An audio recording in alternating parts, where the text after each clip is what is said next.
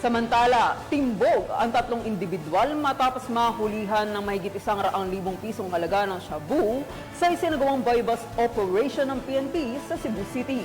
Ang balita mula kay Patrolwoman Judith Nicanor. Sa kulungan ang bagsak ng tatlong sospek matapos mahulihan ng 102,000 halaga ng hinihinalang shabu sa isinagawang buy-bust operation ng Cebu City PNP sa Sitio Digdos, Barangay Campot House, Cebu City nito lamang nakaraan.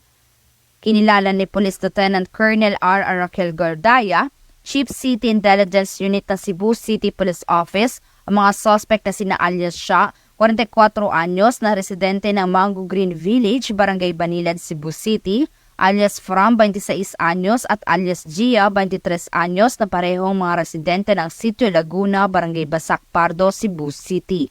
Bandang alas 2:45 ng hapon ay kinasa ng kapulisan ng naturang buy-bust operation na nagresulta sa pagka-aresto ng mga sospek at pagkakumpiska ng siyam na pakete ng hinihinalang shabu na may timbang na 15 grams at standard drug price na 102,000 pesos, buy-bust money at brown pouch.